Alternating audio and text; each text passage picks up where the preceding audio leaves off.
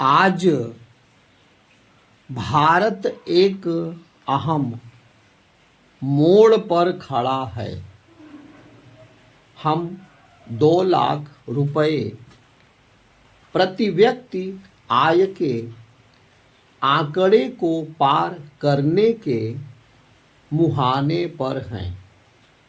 हो सकता है कि यह उपलब्धि तुरंत दुनिया का ध्यान न खींच पाए, लेकिन भारत की विकास यात्रा पर इसका बहुआयामी असर बहुत गहरा होने वाला है। यह आंकड़ा सिर्फ संख्या नहीं है, यह ग्रोथ के चक्र को तेज करने और देश की आर्थिक कहानी को नया आकार देने का मौका भी है। 2 लाख रुपए प्रति व्यक्ति आय प्रगति को दर्शाती है। इसके साथ ही ये आर्थिक गतिशीलता में तेजी को भी दिखाती है। ये उत्प्रेरक की भूमिका निभाते हुए भारत को सतत और तेज विकास के युग में ले जा सकती है, जहां अर्थव्यवस्था कुलाचें भर रही होगी, लोग कामयाबी हासिल कर रहे होंगे और संपन्नता लंबे समय तक टिकने वाली होगी। भारत के आर्थिक विकास की रफ्तार काफी कुछ ऐसी है जैसे चीन ने 1990 के दशक के आखिरी चरण में अर्थव्यवस्था को गति दी थी। हालांकि समृद्धि की ओर भारत की यात्रा में चुनौतियां भी हैं। भारत को एक विशेषज्ञ की तरह कौशल के साथ बाधाओं को पार करना होगा और संभावनाओं का भरपूर दोहन करना होगा। भारत को आर्थिक बदलाव के लिए न सिर्फ चरण दर चरण आगे बढ़ने की जरूरत है, बल्कि नीतियों को आकार देने के लिए सक्रियता और लचीलापन भी जरूरी है। 2 लाख रुपए प्रति व्यक्ति आय और विवेकाधीन खर्च के बीच अंतर संबंध एक अहम निर्धारक हैं।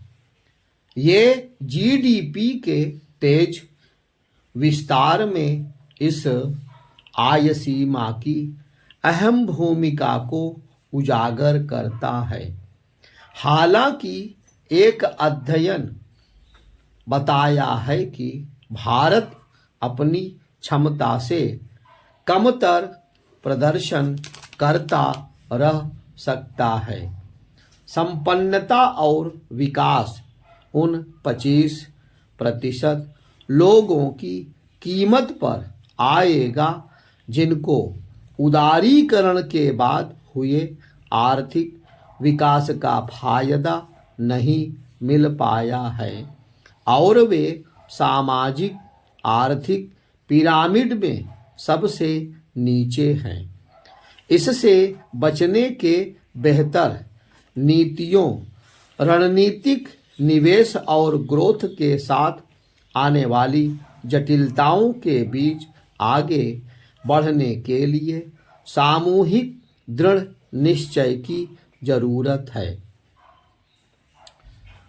भारत और चीन की विकास यात्रा में काफी समानताएं हैं।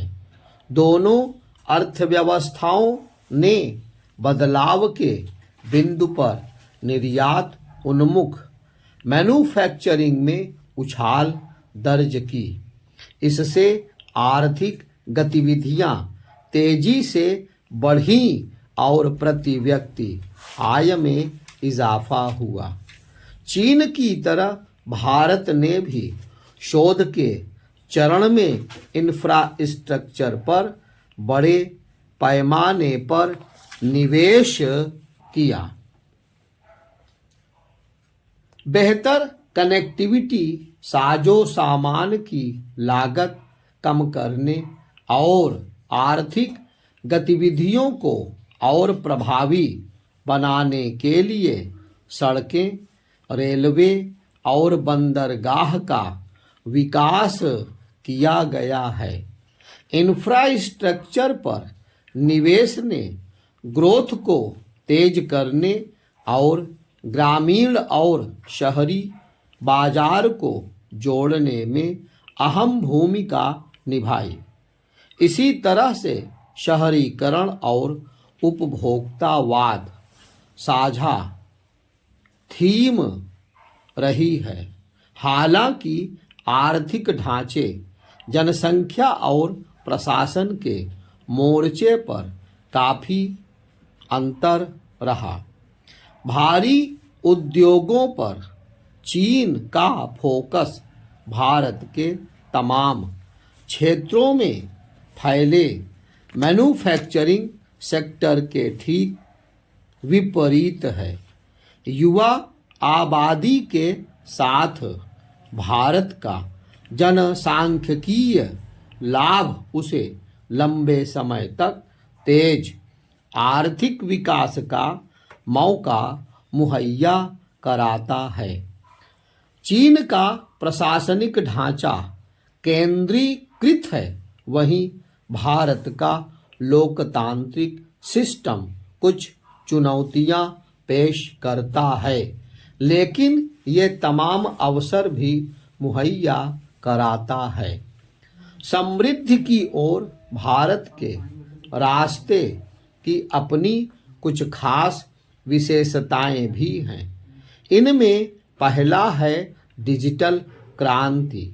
जन जन खातों, मोबाइल फोन का प्रसार और आधार आधारित वित्तीय समावेशन भारत की डिजिटल अर्थव्यवस्था का तेजी से विस्तार कर रहा है। कुशलता, पारदर्शिता और पहुंच के लिहाज से भारतीय अर्थव्यवस्था को इससे बढ़त मिल रही है। प्रभावी तरीके से इसका फायदा उठाकर उत्पादकता और ग्रोथ बढ़ाई जा सकती है। दूसरी है सर्विस सेक्टर में संभावनाएं। ग्रोथ में मैन्युफैक्चरिंग की महत्वपूर्ण भूमिका है, वहीं भारत का तेजी से बढ़ता सर्विस सेक्टर भविष्य की ग्रोथ को बढ़ावा देने वाला अहम सेक्टर हो सकता है। सर्विस सेक्टर में आईटी, पर्यटन और हेल्थ केयर शामिल हैं। इन क्षेत्रों में कौशल विकास में निवेश और नवाचार को बढ़ावा देना सतत विकास के लिए महत्वपूर्ण होगा। तीसरी विशेषता है पर्यावरण संरक्षण के साथ आर्थिक विकास का संतुलन बनाना। नवीकरणीय ऊर्जा और ग्रीन टेक्नोलॉजी पर भारत का फोकस न सिर्फ पर्यावरण से जुड़ी चिंताओं का समाधान कर सकता है, बल्कि ग्रोथ और निवेश के नए रास्ते भी खोल सकता है। आर्थिक प्रगति की कहानी प्रति व्यक्ति आय और आर्थिक वृद्धि पर टिकी हुई है और इससे ये भी पता चलता है कि ये दोनों एक दूसरे से कैसे एक दूसरे से जुड़े हुए हैं।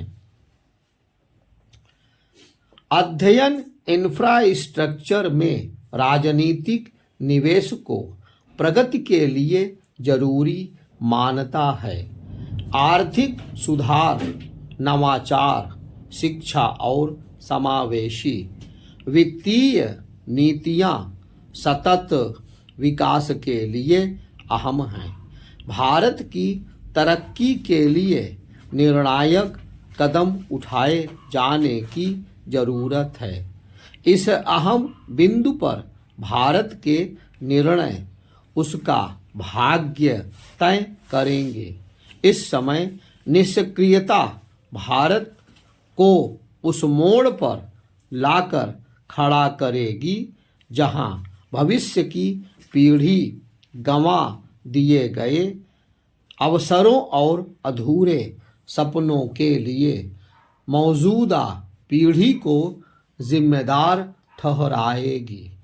भारत में लंबे समय तक तेज आर्थिक विकास और प्रति व्यक्ति आय बढ़ाने के लिए बहुमुखी दृष्टिकोण, अहम चुनौतियों को पहचानने और समाधान करने की जरूरत है।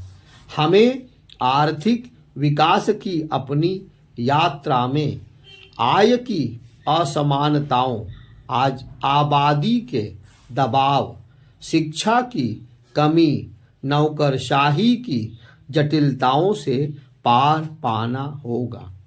इंफ्रास्ट्रक्चर की कमी और पर्यावरण को बचाने की चुनौतियों का सक्रिय तौर पर समाधान करना होगा।